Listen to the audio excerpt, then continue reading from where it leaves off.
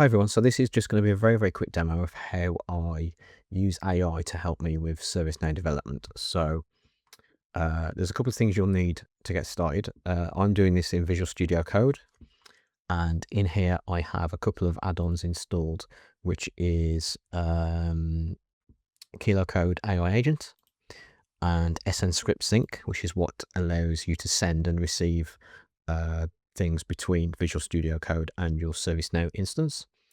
There's also a browser add-on you'll need for sn-scriptsync, which is SNUtils, which if you aren't using, I highly recommend using, as it is probably the best tool for ServiceNow developers to use. I won't go into the setup of these add-ons because there's plenty of ways to do it, but I'll put links to them in the video description. So yeah, KiloCode is that's what I've found to be my favorite of the various Visual Studio Code AI coders. There's also Klein and RuCode, which KiloCode is a fork of if you want to use those. So that's what you'll need to install. And obviously you'll need the SNUtils add-on in your browser. I'm using Firefox, so I've got the Firefox version. But obviously if you're using Edge or Chrome, then you can use the versions for that as well. So let's jump into a very quick demo. So when you've got SNUtils installed, next to script fields, you'll see this little sort of like floppy disk icon. I'm going to reload this page because I've already clicked that for testing. There you go. So you can see the little floppy disk icon. And what that does is that sends the script field to VS Code. So the first thing I'm going to do is I'm going to use an AI agent to tell me what this script does. I've deliberately tried to find one that's quite long. This is obviously a ServiceNow out the box one, which you wouldn't edit, but for our examples, I think this is pretty good. So we'll send the script to VS Code. SNUtils has a tab open, which is what manages the communication between VS Code and your instance. So there's the script within ServiceNow, but if I open VS Code, you can see the script is now there and open. So what we can do is we can open KiloCode and we can start a new conversation. Now I've got a bunch of different models set up here. So for this, let's use GPT-5 and we'll just ask it. We'll switch to ask mode actually. Can you explain what this ServiceNow script include does? Just ask it that, very simple. And the script will be sent to the model, and then it will have a read of all the data. And let's give it a moment to think about it.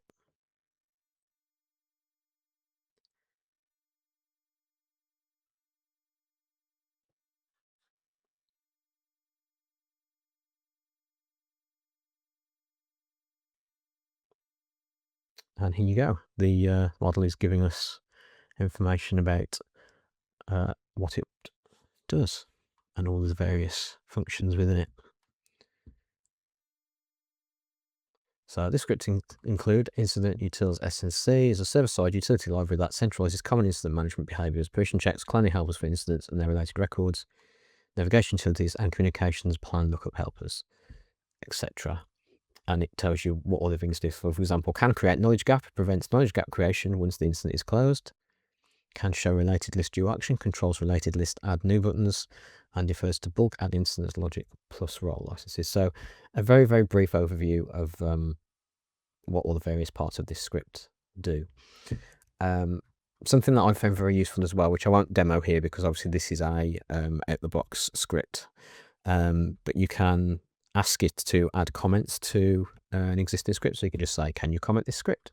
And it will add lots of comments for you, which if you're looking at code that's been written many years ago by people who no longer work for your organization, for example, is incredibly useful. And it's also very good at writing documentation as well. But let's do something a little bit more advanced. Let's, what I've done is in my dev instance, I've created a page in a service portal page that's got a widget on it called KiloCode demo. At the moment, there's nothing in there, which is why the page is completely blank.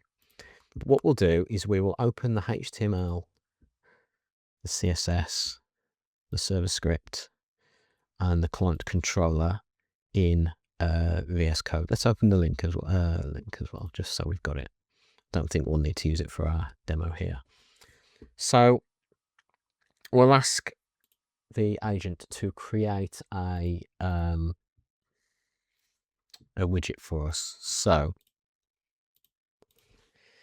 create a ServiceNow service portal widget showing a card view of all what shall we do? Business services in the, I can't forget the name of the table. CMDB business. Actually, there's nothing in there on this instance, so that's not a good example. Let's find something that's actually got something in. That will do. There's only 2 things in there, but for our purposes, I think that's fine.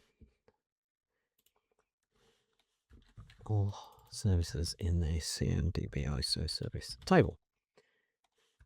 We've got it in code mode, and we're going to use GPT-5 again for this. I found my favorite models tend to be GPT-5.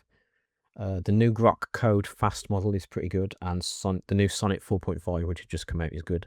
Gemini is also okay. I was exclusively using Gemini 2.5 for quite a while, but some of these other models have since surpassed it. But yeah, let's go with GPT-5 for this demo. So let's see what it does. And I haven't done this up front, so I've got no idea what it's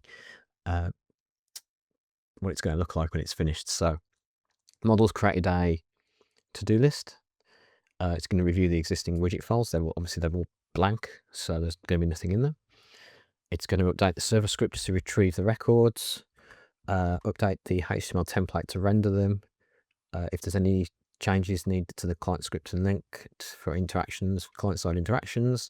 It's going to add some CSS styling, and then it says it's going to validate the functionality of finalize. Well, I'm not sure how it's going to do that, but we'll see.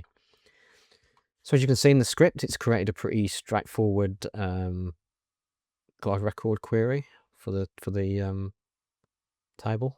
I'm going to assume at the moment that all these field names are correct, but they may not be.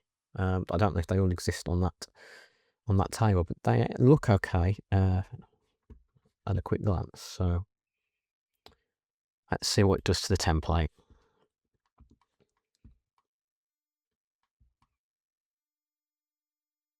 Okay, I mean that looks pretty good. It's if there's nothing in there, it displays an error saying there's no services. Otherwise, it will create a card for each one, and you can see it's putting the name, the status, etc. in them. There's the client script. That's cool. It's showing badges based on the criticality. Quite like that.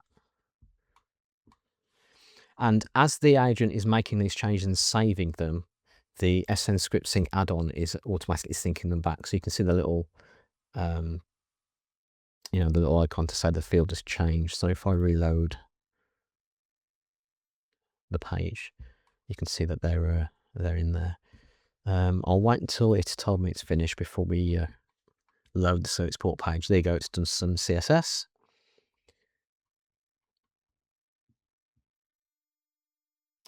Right. Let's see if this worked in one shot, shall we? So let's open the demo, refresh the page. Well, there you go. There's actually more than expected. I'll have to check the table again, but yeah. So it's obviously the styling needs a little bit of work, but as a first sort of pass, and it's linked directly to the form. It's made each one a link to the form page with the record as well, which is really nice. So, implement the service portal widget displays all active CMDB CI service records as responsive cards, including server-side retrieval, display-friendly fields and portal suffix, a template rendering card layout with status and criticality badges, controller helpers for URLs and badge classes, and styling for the grid-based card design with hover effects and mobile adjustments. No client interactions beyond the helpers are required, and no additional linting tasks remain. So what I'm going to do now is I'm going to give it a screenshot of what it's done so far, and I'm going to ask it to make it look nicer. So if I send that there, this is a good start. Can you use Bootstrap, because Service Portal is based on Bootstrap 3 components to make the cards look nicer. Just something like that. Let's see what's happening here. So it's switching to using a label to change these to label instead of badge.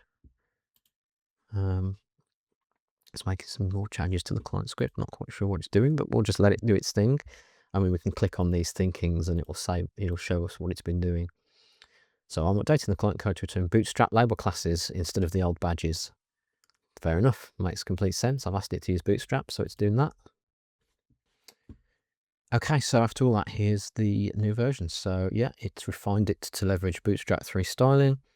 Cards now use grid-based panel components with responsive column classes, blah, blah, blah, blah, blah. Okay, let's refresh and see what it looks like. Nice. Pretty nice. The grid needs a bit of work, but that's, again, something you can iterate on. Obviously, if they're too tall, then it's messing up the layout, but